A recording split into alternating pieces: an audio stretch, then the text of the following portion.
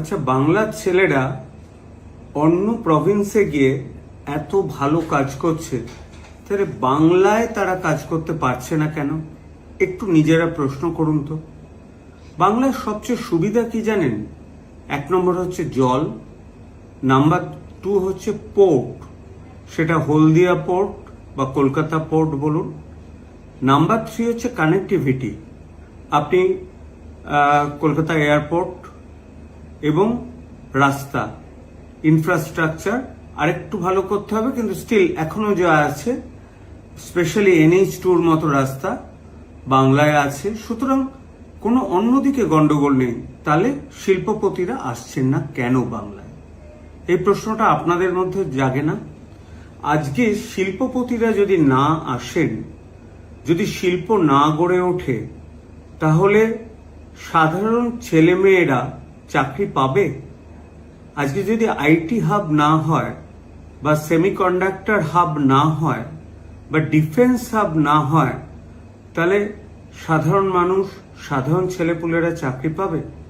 আমি জাস্ট একটা বলছি, বাঙালি একটা আস্ত টোটাল গড়ে ওঠা গাড়ি কোম্পানি, যেটা 15 দিন বাদে চালু হতো, সেটাকে ভেঙে করে দিল। সেটা এমন একটা মাটি হয়ে রইল, 990 একর জমি, সেটা জীবনে কোনোদিন চাষ হবে না। ওখানে শিল্পই করতে হবে কিন্তু। সুতরাং ওখানে সর্ষে ফুল দিয়ে সবারকে সর্ষে ফুল দেখিয়ে লাভ হবে না। বাংলার দরকার সরকার পরিবর্তন। পরিবর্তিত সরকার এলে যদি বাংলাকে ঠিক করতে পারে, এবং বাংলার মধ্যে যে ট্যালেন্ট আছে সেই ট্যালেন্টটাকে ভুললে চলবে না। আজকে বাঙালি সেই পুরনো ব্যাপার নিয়ে আঁকড়ে থাকার কোনো দরকার নেই। আর মেধা বাঙালির অস্ত্র। বাঙালির দরকার সদিচ্ছা আছে এরকম একজন সরকার, এমন সরকার যে কেন্দ্রের সাথে হাতে হাত মিলিয়ে চলতে পারবে। সবসময় কেন্দ্রের বঞ্চনা সেই এক নাগাড়ে শুনে যাচ্ছি বহুদিন ধরে, তা না। বাংলাকে ওই 990 একর জমির মধ্যেই একটা কারখানা তৈরি করতে হবে।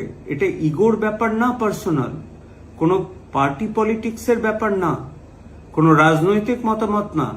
একটা সাধারণ বাংলার নাগরিক হিসেবে আমার উচিত আমার ভবিষ্যৎ প্রজন্ম যাতে সুরক্ষিত থাকে সেটা দেখা।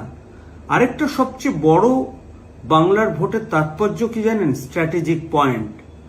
বাংলা এমন একটা জায়গায় রয়েছে, নর্থ বেঙ্গল, যেখানে বাংলাদেশ, চায়না আমাদের একদম বর্ডারে রয়েছে। নেপাল আমাদের বন্ধু রাষ্ট্র কিছুটা, ভুটান আমাদের বন্ধু রাষ্ট্র কিছুটা বাফার করেছে। সুতরাং বাংলার এই সীমানা রক্ষা করা এবং একজনও অবৈধ অনুপ্রবেশকারীকে ঢুকতে না দেওয়া, এটা বাংলার সরকারের কর্তব্য। বাংলার সরকার অবৈধ অনুপ্রবেশকারী ঢুকিয়ে ভোট নেওয়ার জন্য ডেমোগ্রাফিক্যাল চেঞ্জ করুক, এটা আমরা কেউই বাঙালি হিসেবে চাই না। আশা করি বহু দূরের মানুষ যারা আমার ভিডিওটা দেখেন, তারা এটা বুঝতে পেরেছেন আমি কি বলতে চাইছি। শুধু ওই 1,500 টাকা ভাতার বদলে 3,000 টাকা নেওয়া অনেক ভালো, যতদিন না আপনি চাকরি পাচ্ছেন। এই কথাটা সবচেয়ে বেশি ইম্পর্টেন্ট। আর UCC, এটা নিয়ে আমি পরে আলোচনা করব, এটা সবচেয়ে ইম্পর্টেন্ট। আর এমপ্লয়মেন্ট তৈরি করা, সেটা আমাদের কাজ। তার বদলে আমরা কি দেখছি?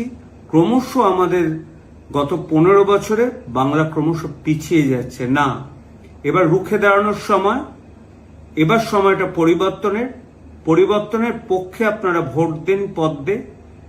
পদ্মকে আনুন। বাংলা পরিবর্তনের মাধ্যমে আগের বাংলা গড়ে উঠুক, সেটাই আমরা চাই।